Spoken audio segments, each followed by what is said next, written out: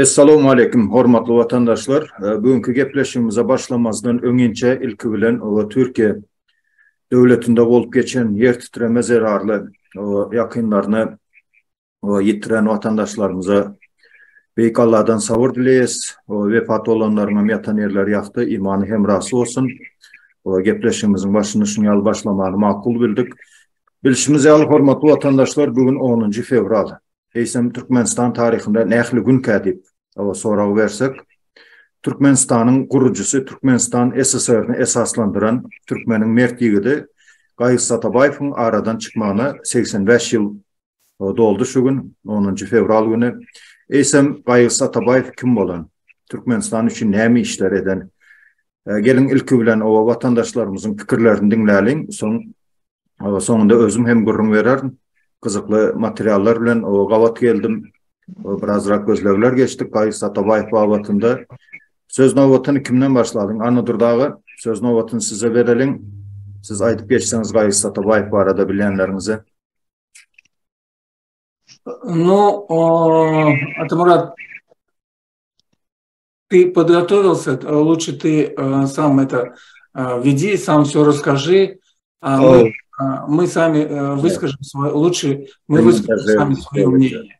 Давай. Aydip geçer, ondan sonra bizi koşulursan. Gaýys Atabaýew 1887-nji ýylda häzirki Tejen etrawynyň, ýagny Mäne obasynda eneden bolýar. Gaýys Atabaýewiň dogulmagy barada rowayatlar bar, hatda şonuň ejesini Owgan gyzy Owganistan raýaty diýip görkezlen maglumatlar bar, emma käbir çeşmelere göre Owganistanda ýaşaýan, Gunduz welaýatynda ýaşaýan Fermanbaý diýen asly gökleň bolan Türkmeniň gyzy ady Äşe bolan diýen çeşmeler hem bar. Ýagny onuň öýlenişi barada Gaýys Atabaýewiň kakasy, ýagny Täçgök Serdar öýlenişi barada şeýler rowayatlar bar. Owganistanyň Gunduz welaýatynyň hany miras düşer hökmünde kiçi ogluny belleýär. Emma uly ogly Kaka, sen entak ağzından sarısı gitmedik. İnime tahtı geçirsen havarın olsun. Yani yurdunda yumurtka toğala yemalı ederin. Yani yer bilen yeksan ederin diyen rowayatlar var. Yani padşanın ulu oğlunun hem taraptarları az bolmandır. Yani sonu goldayan taraptarları hem yeterlik derecede bolan son padşa çıkınsız ýagdaýa düşýär. Soň ona maslahat berýärler. Sen bir Täçgök Serdary ýüzlen. Indi häzirki dil bilen aýdanda Täçgök Serdaryň awtoriteti, ýagny ady awraýy, şeýle bir meşhur derejede bolan şu Täçgök Serdaryň töwelasyndan padşanyň uly ogly ýüz döndürip bilmendir. Ýagny syýasy usullar bilen hiç ýyly gan döküşüksiz ýagdaýda şu kiçi inisine tawin bolmagy sözde düşündürüp bilen. Bu häzirki dilde aýdanda politikanyň bir gowy derecede ýerine ýetirilmegi diýsek hem ýalňyşmaz. Şeýlelikde sen geljekki ganly uruşyň öňüne aldyň, seni serpaýlaly, sylaklaly diýip Fermanbaýyň 16 ýaşly gyzyny, Äşe atly 16 ýaşly gyzyny nikahdan geçirip, ýagny nikah gyýyp Täçgök Serdara berýärler. Yani ben öz toprağıma geldim, Türkmen topraklarıma geldim. Bu taýda ogly üzüm düştü, gaýgydan aýryldım. Yani gaýgysız boldum diýip Gaýys Atabaýewiň adynyň gaýgysız diýip takylmagy hem şuňal çeşmeler bilen düşündirilýär. Eýsem Täçgök Serdar kim bolan? Täçgök Serdar hatda 1855-nji ýylda Mary tekeler bilen saryklaryň arasynda uruş dawalar bolanda da şu taýda söwüşlere gatnaşan, yani sarıkları günorta tarafra süýşürip ene yer ýurduny suçtaý edip şu taýdan yer ýurt bellemegine, yani häzirki Taxtawazar ýol öten taraplaryna sarık tiresiniň süýşürilmeginde uly rol oynan, yani kän bir gan döküşüklükleriň öňüne alan Serdar hökmünde bellenilýär. Ondan başga da 1858-nji 1861-nji ýylda Eýran Şahsy Nasreddin Şah tarapyndan uğradylan türkmenlerden paçsalyk diňlemek babatında uğradylan goşuna karşı çıkış etmekde de Täçgök Serdaryň ady giňden bellenilýär. Hatda şo barada Abdüsettar Tazynyň Jeňnama poemasynda Täçgök Serdar barada bir näçe setirler ýazylyp geçilen. Täçgök Serdar Gaýys Atabaýewiň kakasy bolup Gayık Satabayev entek 1 yaşına yetmenke eceden mahrum oluyor. Ecesi yok oluyor. 6 yaşına yetende kakası hem aradan çıkıyor. O kakasının doğanı Yalkap Bay'ın elinde terbiyeleniyor. 6 yaşında dövrü, şu dövrkü Tece'nin o Rus dili mektebine Gayık Satabayev'ı yerleştiriyorlar. O şu tayda okap öğrenip, o bilimi okuyuplu, o bir oğlan olup yetişi yaşlığında kən horluklar, azaplar görüyor. O koyun, sığır bakmak, o işlerle meşgullanıyor. 1907 yılda Daşkent'in muallimler seminar mektebine gidip şu tayda okaya, hatta şu dövrden o şu käbir çeşmelere esaslansak kommunistik ideologiyalar bilen hem kızıklanıyor. Onun başka da bir neçe ulu vazifalerde işleye gıyska vaxtlap Tecende muallimçilik etdiyen şol dövrü, yani Paçra Rusyası dövründe yerli vekiller muallimçilik vazifesinde, yani öz topraklarında, öz mekanında muallimçilik etmek qadağan diyen o kanun oluyor. Hazırki dövrde şu zatlara analiz etsek, yani öz tanayan, öz komşu kolumlarının, öz tohum ticinin çağılarını patriotizmde, yani vatançılık duygularında kemala getirip bilir diyen korkunun döremeği neticesinde şu zatları önüne almak için öz yerli ovalarında muallimçilik etmek hak hukukunun yoktu bu arada, o karar oluyor. Sol sebepten o Aşkabat'ta muallimçilik ettiği.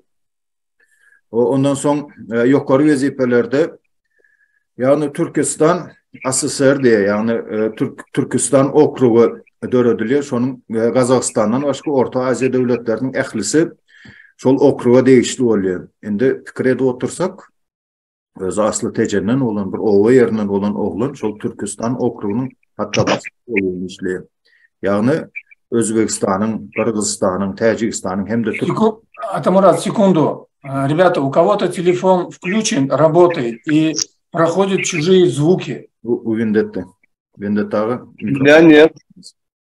Микрофон закройте, пожалуйста.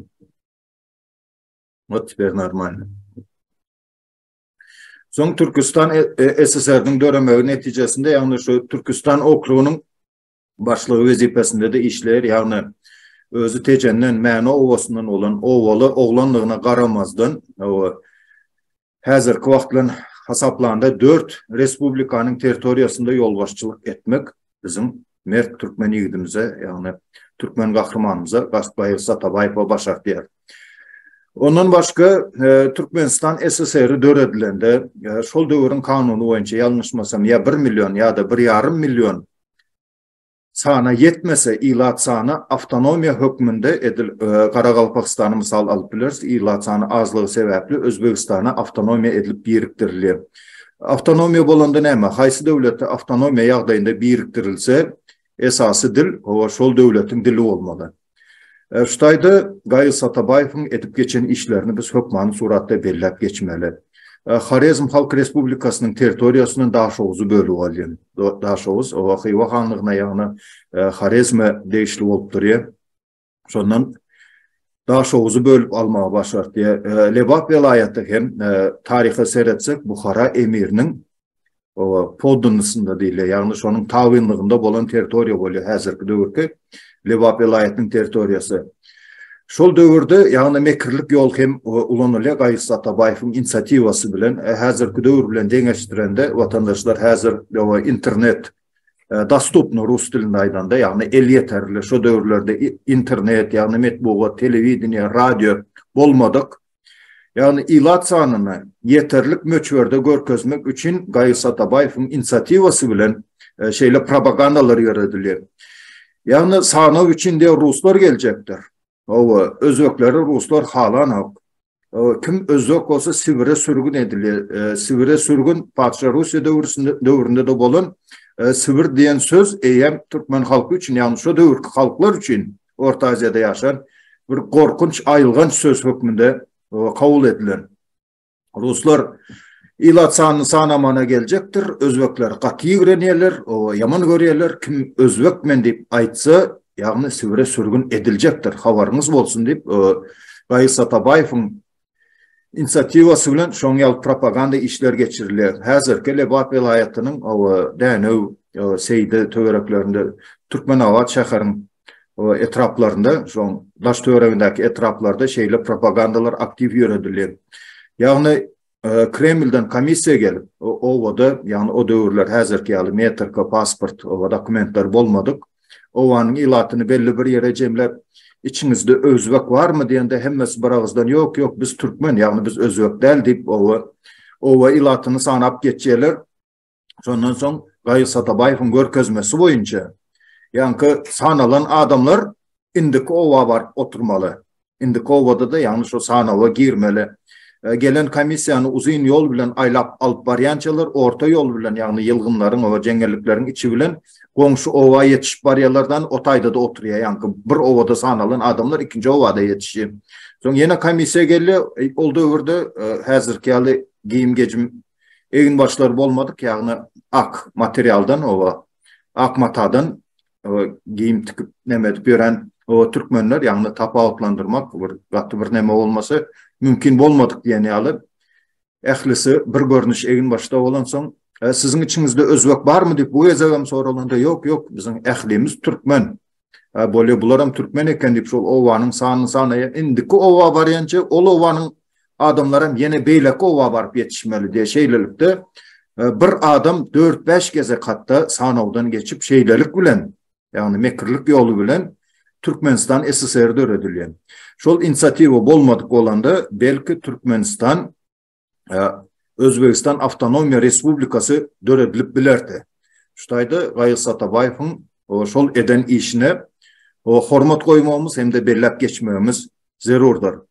Ondan başka häzirki Lebap vilayatynyň Farab etrawynyň üstünde çakmışlıklar hem bolýar. Özbek hökümeti bilen Özbekler dawa etdi, Farab diye bizinkidir diye. Yani Özbek'in meşhur alymy Abu Nasr al-Farabi'nin adını götüren, yani şonun adı dakılan, o bu taý Özbek topraklary diýip dawa salandy.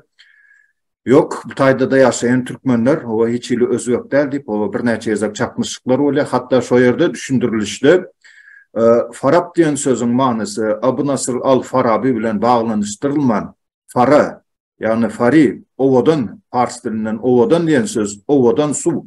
Fara ab, yani Amderyanın aylanıp tolkun olup akıp duran şekline, yani ovadan su diyen manada aydılıyor. Hiç yili Farabı bilen bağlanışıklı değil diyen neticeler çıkarılıp Farabı hem Türkmenistan'ın teritoriyasına, Türkmenistan SSR'nin teritoriyasına koşmak Gaýy Satabaýew başart diyen. Neticede Türkmenistan'ın häzirki kartası, teritoriyası, yani meydanı şu Gaýy Satabaýewiň inisiativası bilen çekilen kartadır. Yani käbir soňky alımlar, tarihçiler näme şu döwür Türkmen sahra, yani Mahmulynyň ýaşap geçen yerleri, şu töwerekler näme Eýrana geçirildi diýip sebäbi şol döwürde ýurdun içinde de front ykjam gidip barýady sebäbi ak parçany goldayan o basmaçy hereketleri, ýene şoňa meňzeş hereketler bilen iç söwüşler bolup durka, Eýran bilen söwüşmek hiç ýyly yerlikli däldi. Eýran bilen alaşsız, alalaşykly ýagdaýa gelip Türkmen sahra Eýranyň çägine geçip gitdi. Indi Gaýy Satabaýew barada aýdanda Gaýy Satabaýew bilişimiz ýaly belki bilmeýänleriňizem bardyr. 1937 ýylyň iýulunda o Kremle çağırılýar, Moskwa.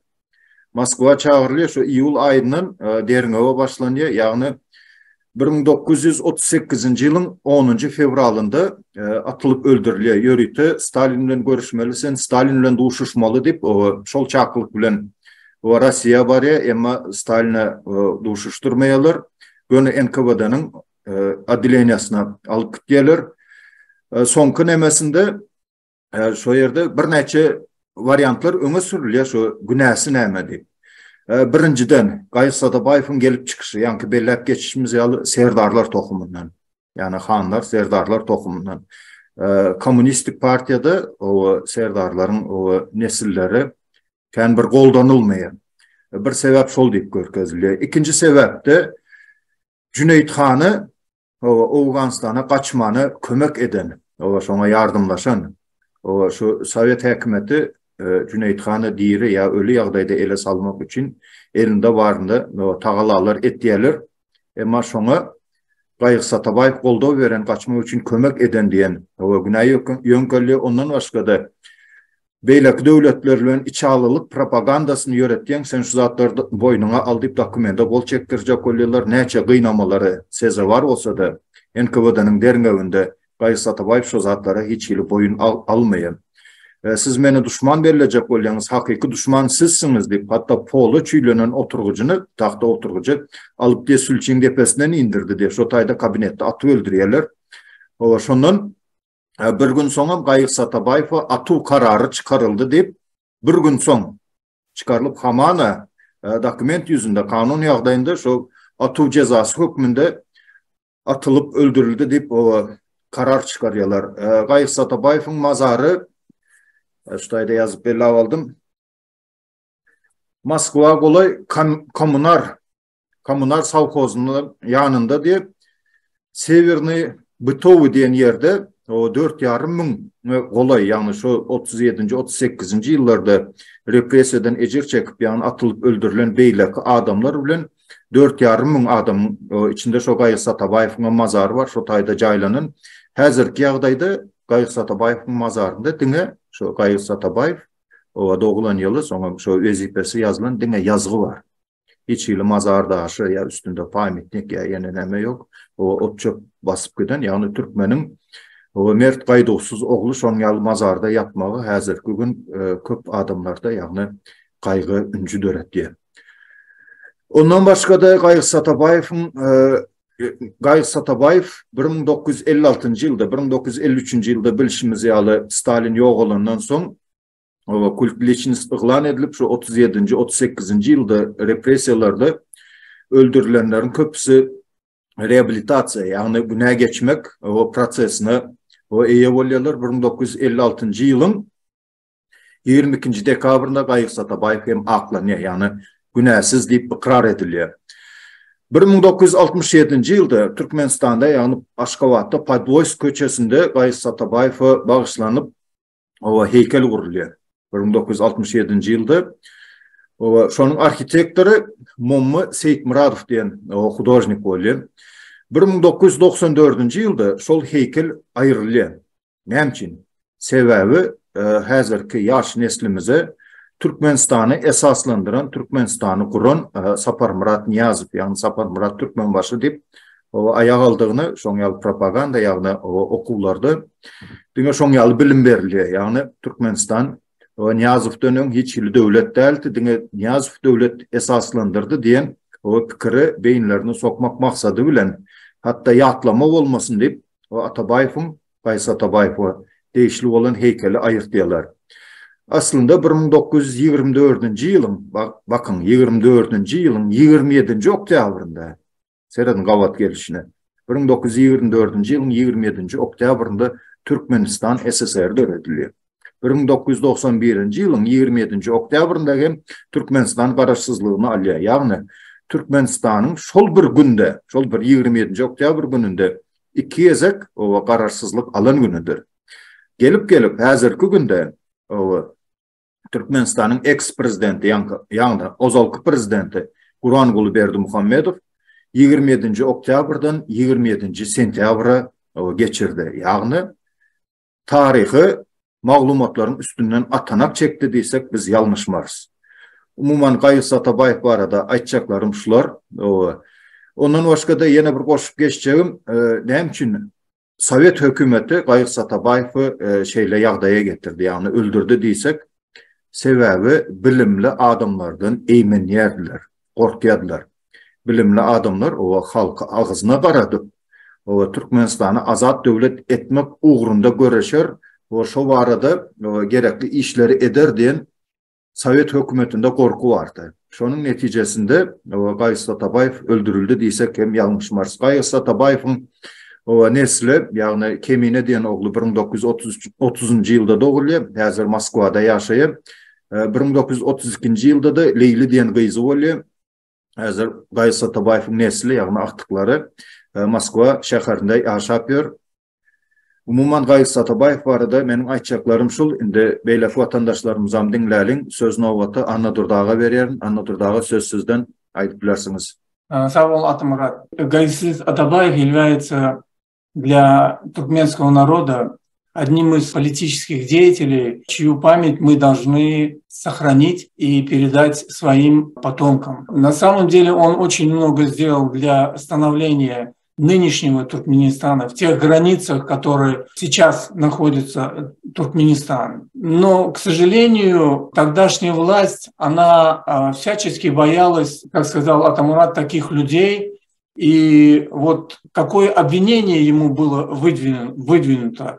В частности, его обвиняли в контрреволюционной националистической террористической организации. Вот такое обвинение было ему выдвинуто. То есть, если брать нынешнюю ситуацию, то практически нынешний режим ничем не отличается от того режима, который тогда существовал. Приговор был подписан самим Сталином, Молотом и Кагановичем. Это было сделано 3 февраля 1938 года. Что меня немножко возмущает, это то, что с приобретением независимости в Туркменистане ничего не было сделано для того, чтобы такие люди, как Гайсис Атабаев и Айтаков, были не просто реабилитацию они прошли в 1956 году, если мне память не изменяет, а поставить их в ряд национальных героев. Но предыдущая власть и нынешняя власть ничего не делает для этого.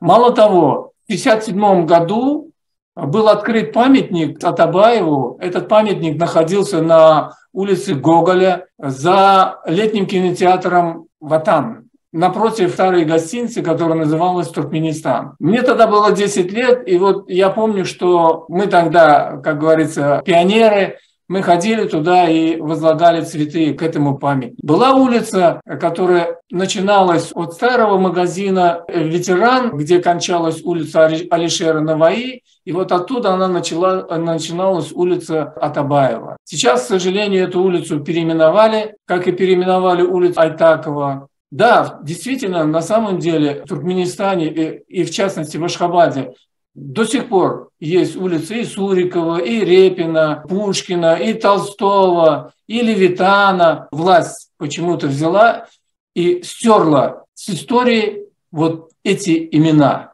Власть, которые просто не хотят, чтобы рядом с ними туркмены чтили память вот этих наших политических деятелей. И что меня еще возмущает, так это вот Атамурат сейчас сказал, что где находятся останки Атабаева. Ничего не было сделано для того, чтобы эти останки перенести в Туркменистан и захоронить эти останки именно на территории Туркменистана. Понимаете? Хотя, как мы несколько передач тому назад говорили о том, что якобы останки бывшего диктатора Ниязова взяли, перенесли в Кипчак, родовое село. Хотя, вы сами знаете, я показывал судебное решение, где этого отца Ниязова обвиняет в том, что он являлся предателем Родины. Понимаете? Вот это очень, очень постыдный факт нынешних наших правителей. Вот об этом я и хотел сказать. Туркменской молодежи, вот спасибо Атамураду, что надо помнить наших национальных героев. Должны не только помнить их, приумножать и вот передавать вот эту память о них будущим поколениям. Спасибо. Buradagı aytıp beren kızıklı görümleriniz için köp sağ olun. Şimdi söz növbatını Alişer Sahatov'a vereli. Alişer Sahatov dinleyiz. Söz sizden. Benim şunu aytıp geçecekte Anadolu'da ağanın aytışı aldı. Getirip bilirler. Bilgili bizim gerçek heroyları da gerçek Türkmenleri, gerçek şu Türkmenistan'ı çünkü graniçalar çizip bilen öz canını ortaya koyup eden adamlara çünkü bizim üçüncü hükümetimize, üçüncü prezidentimiz biri pis de çek oluyorlar, tezeden yazacak oluyorlar. Yani şu aytışınız yalı benim katıgı inanıcı bir zat. Oturup ben okudum. Şu gün okudum emmesini. Atamurat bana hiç söz koymadı. Emmezadı çok düşündürdü. Ben şunu açacak böyle. Şuları popülize etmeli. Eğer de bizim hükümetimiz şunu etmeyen olsa vatandaşlar biz etmeli onu. Biz aytmalı. Biz ettirmeli. Görüşünüzü alı tarihini okasanız bu eden işlerini şunyalı bir kelleli adam ava teritoriyanı Taşavuz, Lebap velayetini şunyalı alıp koşup ava şu gün garaşsızlığı şu vaxtlar alan adam ava представьте себе sonunda da 50 yaşında da ava öldürdüler onu. Bugünkü gün это как бы неблагодарность böyle de bizim şu çünkü alan topraklarımıza yine de koşuyan men aytyan не будем забывать, будем говорить о нем, несмотря ни на что. И mende söz kalmadı, честно айтсам, просто эмоции зашкаливают. Bol oturanzada просто gözünüzü açın, bilin geriy kimliğini. O ata oğullar getirdiler toprağını, atasının getirdiler toprağını. Gaygısı Atabayev'ınkini getirsinler Türkmenistan'a. Koysunlar pamitliğini. Şoňa koymalı. Отчет и уважение şoňa bolmalı. Yani biz hem susmalı. Biz hem aydıp yatlap duralı. Şonu açacaktım. Spasiba. Öyle köp sağ ol Alişer Doğan. Sen aydanlarına birazrak menem koşsam, yani pamitlik meselesinde garaşsızlık binasının önünde biliyorsunuz vatandaşı gitmesli adamların o pamitlikleri var. Sotayda Korkut Ata Türkmenliydi, Göroğlu Türkmenliydi. Yani men tarihimizi dil yetirmek maksadım yok. Şimdi misal için alalı Göroğlu Türkmeni. Men özüm Göroğlu kitabı okudum. Şu kitaptan alınan personaj. Yani mifiçiski giroy. Yani mifologiya bilen bağlanıştıran köprak nemesi. Sotayda hatta şu Göroğlu'nun şahaları değil ya da Göroğlu eposunun şahaları kebir yerlerde o kılıcını sıyırıp diye ajdarha bilen diye söveşe girdi diye ajdarha bilen uruştu diye de ajdarha dine mifologiya da oluyor. Şimdi gelip şonun yalı mifologiki kahramanları o statuya koyulsun. O heykel koyulmasın diyecekler. Edil şol bir bağvatda hakiki yani Göroğlu'nun dövrü bilen Gaygısı Atabayev'in dövründen geçtirende düğün öngün kuvol geçen zat deysak oluyor. Ama Gaygısı Atabayev arada içiyle heykel yok. Bu bir ikinci dönem. Hazırki dövrde görüyoruz ite altından heykeli koyuluyor.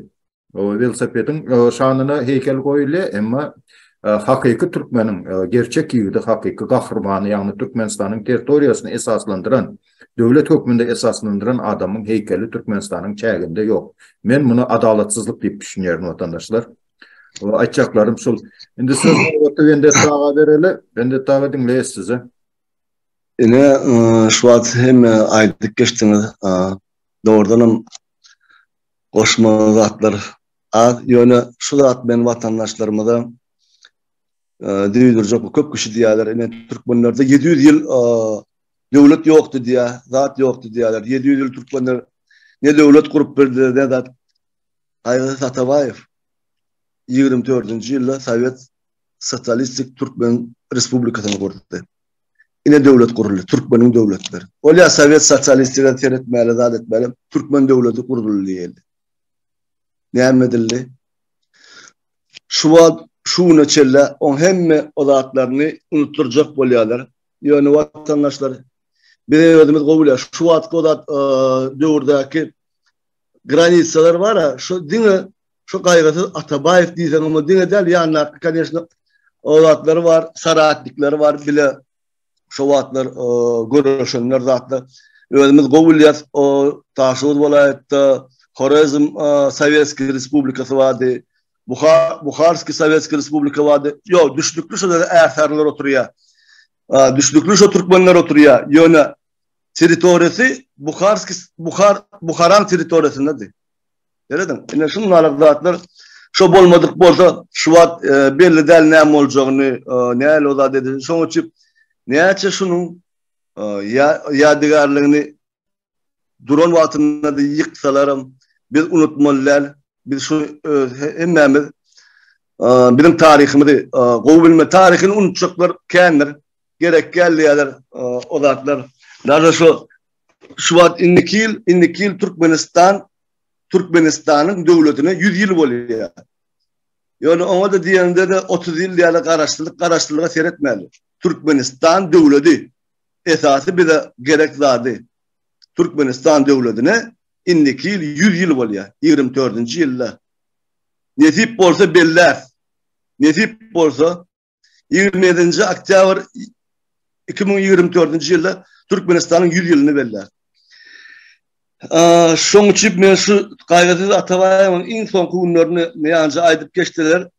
Yani yeni bir tapar şunu utaçlığı da çek bolyan orçu arasını orçu da açacak. Тередем Центральный комитет Коммунистической партии Туркменистана 2 июля 1937 года разрешил Атабаеву выехать на очередную сессию ЦИК Советского Союза. Москва ruhsat verdiler gitmeye. Ol şu tadı yancı bir topur odada etti versiye var dedi Atamurat. Немчик он что-то арестовать ettiler. Немчик он что-то çıkış ettiler. Но он пытался защищать арестованных товарищей. Şu vaatlarda tutsuk edilen yoldaşları vardı. Priyom Kaganovich'in priyomuna var ya. Şu tayda şu vaatları aydiya. Yani kıyınızakta 9. iyul'u şu Yijov'un priyomuna baranla 37. yılda 9. iyul'u Yijov'un priyomuna uca kaydıp gelmeye.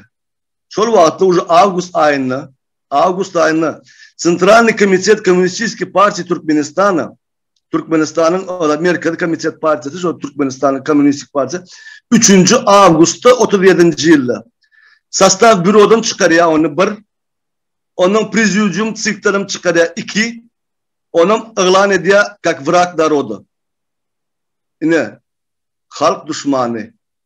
Seredin ne emediliyor?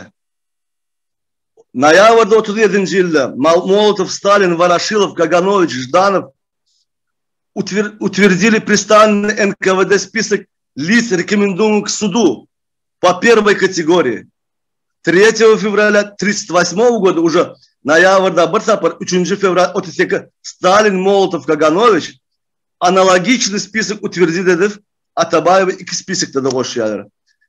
И 3 fevral'dan 8 fevral'a gün prigovor suda oluyor. 5 günden sonra 10. 2 günden sonra onu atıyorlar. 10. fevral'da. Şoğun. Şoğun için tekrar 5 yıl geçti. Biz hiç unutmayız bu zatları. Şu tarzda seyredim. Yine men diyecek bolan zatlarım var. Şu tarzda bir topur diyala var. Şu diyalanın içinde men bir kıyık açıklığa dokak görecek bolan size vatandaşlar. O diyalanın içinde Doklad Peters'ı vardı 22. yılda 15. iyul Peters doklad ediyor. Moskva. Seyredin. 37. yıla çiller şunu hiç yerde aydınlıklar. Yani şu kağıdı içine sakla oturuyorlar şu НКВД. 22. yılın odadı hatını. И что было там написано? Давайте я вам зачитаю на русском языке. Заигранная с басмачами, весной 20-го года в Фергане была поставлена военно-диктаторская тройка во главе Атабаева, человека чрезвычайно неподходящего и никогда не бывший на фронте, политически совершенно неразвитый и по психологии нам совсем чужой. Атабаев катается в специальном поезде из Фергана в Ташкент, а с басмачеством ведет мирные переговоры, уже чуть ли не в год, поднимает их авторитет в глазах населения, дает им по возможности вооружиться и по плану Энвера перегруппироваться. Şunlarla просто bir topurdaklar var. Ben просто böyle onu kat verdim size. Şu materyal diyalardan şu tane выдержкалар. Yine şeyde köp zadı saklap gerek vaati ne seyredim. Şu vaat kıyada dedi şunlarla. İşleyen siz minister olayan, zat olayan hem eden zatlarınız 10-15 yıl yığına oturuyorlar. Bir gün atılsa atılaymayan zatlar var.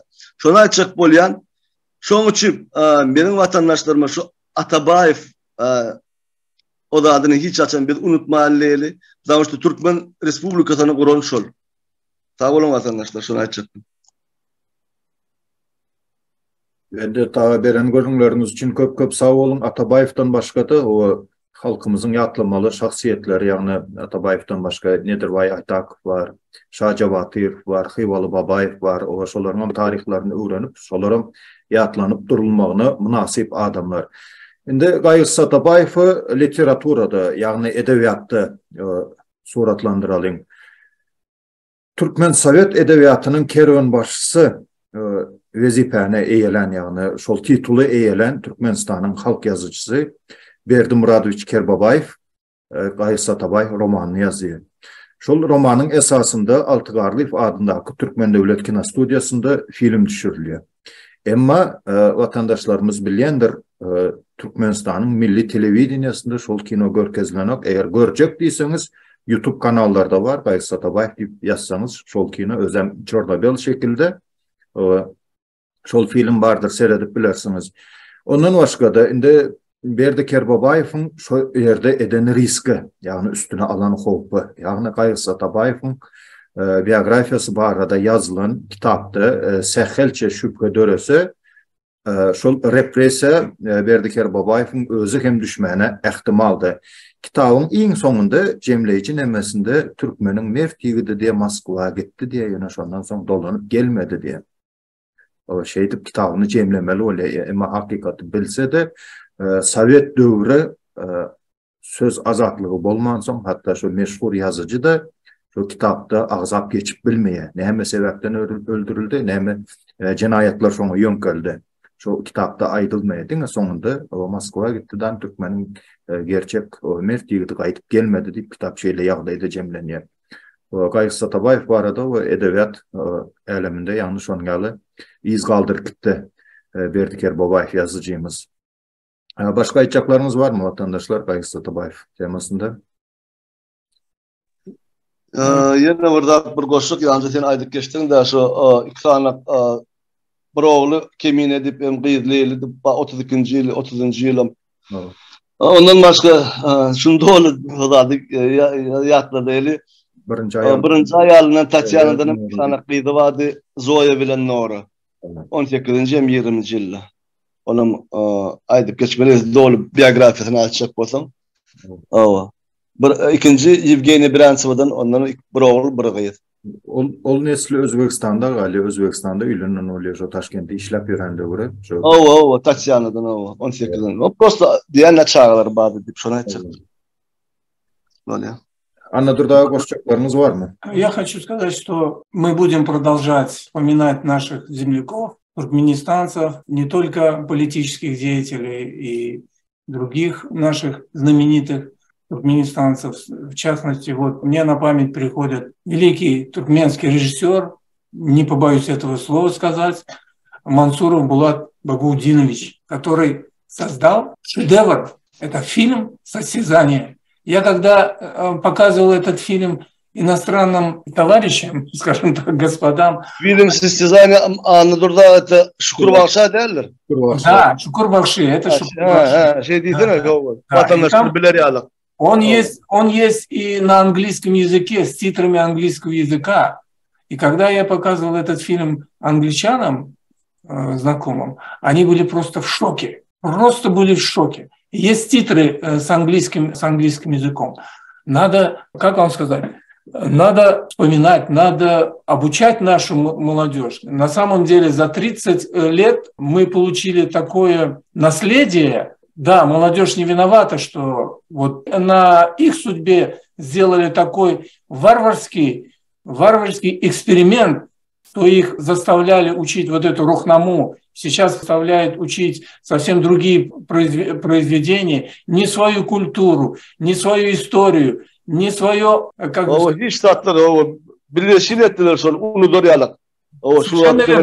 не свой туркменский менталитет, не воспитание, а вот учат тому, чтобы мы забывали, я имею в виду, чтобы мы помнили только тех, кто сейчас стоит у власти. Это позорное, еще раз повторюсь, это позорное явление, и с этим явлением нам необходимо бороться. И мы будем продолжать с этим бороться. Спасибо. Anna Durdagı şutaydı, Şükür Bakşyny atlap geçtiniz. Indi Şükür Bakşı barada menem birazrak aytsam, vatandaşlarım yanlış düşünmez. Şu Şükür Bakşı Rusçalavaýdan da между прочим основу на реальных событиях şu kino. Hakikatdanım şu tarihte bolup geçen. Indi Bir şu yerde bir kızıklı fakt ayıp geçecek olan. Şu Gulam Bakşi'nin rolunu oynayan artist hakikatlı Şükür Bakşi'nin hakiki yaşap geçen Şükür Bakşi'nin şagirdi sol. Küçük oğlan vakti şu Şükür Bakşi'den talim alan. Yani bunlar iki doğan eken şu Gulam Bakşi'nin rolunu oynayan artist o iki doğan eken ulu ağası yok öyle ay şu dutarın emette şu dutarın piridir yine bir zattır yani şonyalı ırım neme bilen kakası şu Gulam Bakşi'nin rolunu oynayan artiste yani şu çağa saz çalmaya qadağan edip dutarın kirişlerini ayırıp kapağını açıp dutarın içine kirişini nemedip şonyalı nemet koyuyan. Yani dutar taşlamıyor o kirişi dakıksız yani tarları dakıksız o dutarı yanından koymuyor yani şu adam.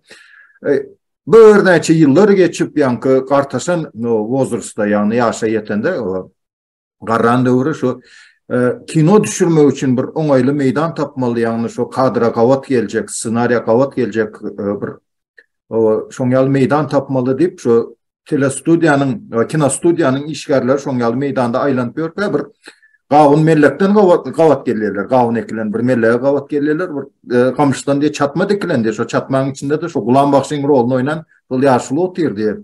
Şu ýerden bar süýt ýerler, zadet ýerler gürrüňleşir.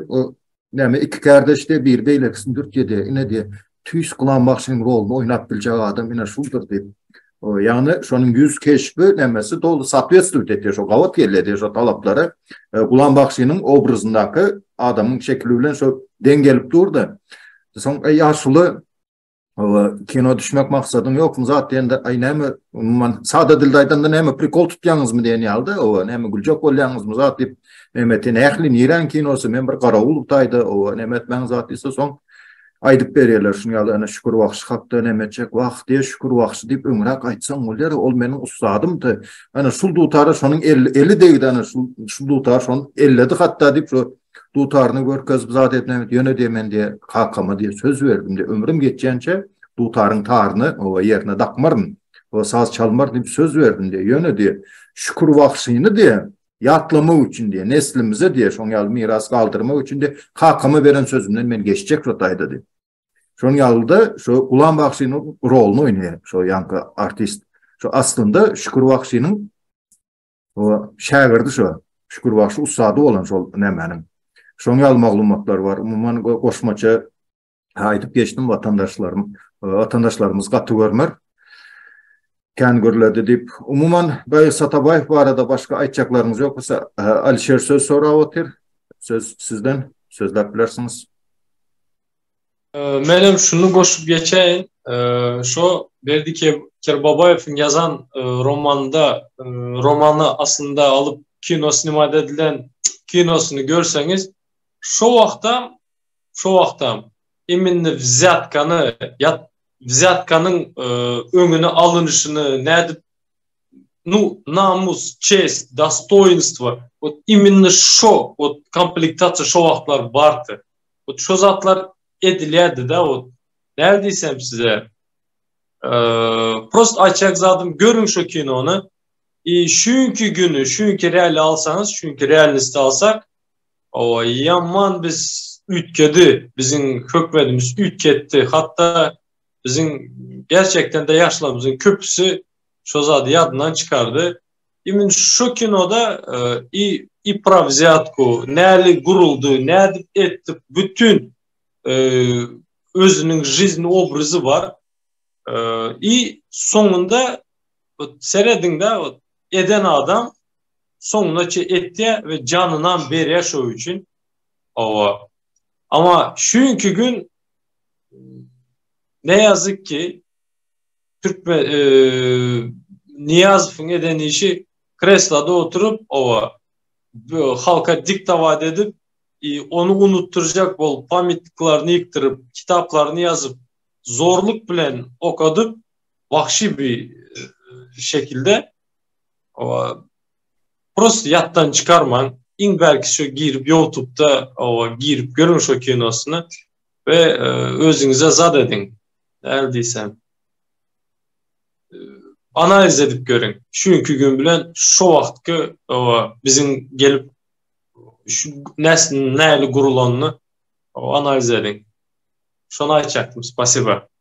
Öyle köp sağ olun. Umuman vatandaşlarımız Öyle.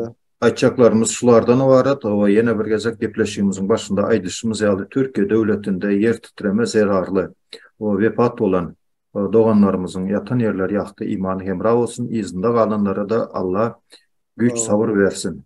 Şu bilen Amin. gepleşigimiz jemleýes. Indiki gepleşiklerimizde de Türkmenin belli şahsiyetleri barada hukman suratda yığı-yığıdan o gepleşikler kurnap durar. Diňe bir politiski deytil diýer rus dilinde o siyasi tanalyan adamlar däldan ýagny sungatda da o şahirçilikde, edebiýatda, ýazyjylykda alıp geçen adamlar barada da o gyzykly gepleşikleri kurnap durar. Üns bereniňiz üçin hem gepleşigimizi tomaşa edeniniz üçin hem köp sağ olun. Sağ olun vatandaşlar. Sağ olun geleniniz için, katnaşanınız için. Sağ olun vatandaşlar. Sağ olun. Sağ olun. Hemen